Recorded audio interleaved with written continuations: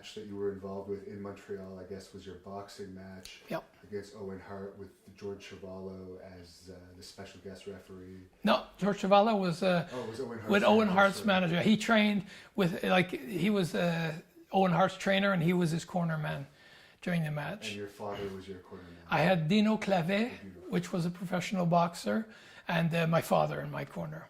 And what are your memories of that, and how did that whole situation come about? That was great. It was the thing that happened for me. I was retired. I was gone. I'd never officially retired, so I could always keep the door open.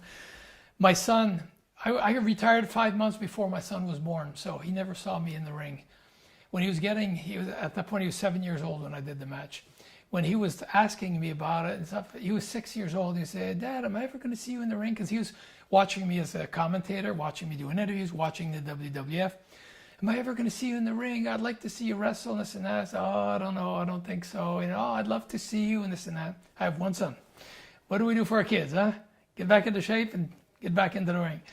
But I said, eventually, I was like, it would be fun, maybe. And so, but I didn't, for my wrestling career, I'd done everything I had wanted to do in my career. I couldn't get the motivation up to come back and wrestle another match. Out of the blue, why, for what? I just couldn't get into it. I always liked boxing, like I told you. I always loved boxing. And I came to Vince and I said, "Vince, I'd like to come back to do a boxing match." I wanted to do it with Shawn Michaels originally.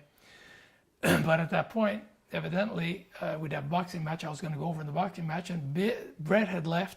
Vince was building Shawn up, to be his next superstar. It wouldn't be good for Shawn.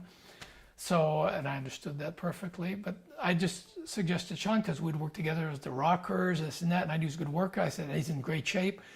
I knew I'd be in great shape too, so I wanted somebody to be in shape. I said I would have a good boxing match. Then it wasn't, like I said, the timing wasn't good for that. That's where they suggested Owen Hart. I said, "Yeah, Owen's fine. Yeah, he's professional. He's very dedicated." And I knew, that'll be fine. So that's how that came about. We did an angle where the show before the Forum, I was announcing this and that. And Owen Hart came and hit me from back in the ring, stomped me, this and that, which broke would have come back. But I challenged him to the boxing match, and that's where we brought that up. And what was the fan reaction to that? Oh, it was great. It was great.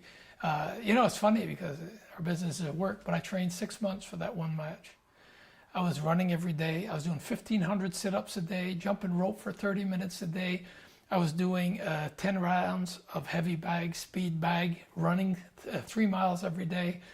I dropped 20 pounds. I had a six-pack. It was like, I was 41 years old when I did that. Am I not mistaken, was that the first WWE show at the Molson Center? You're correct. That was the first event at the Molson Center.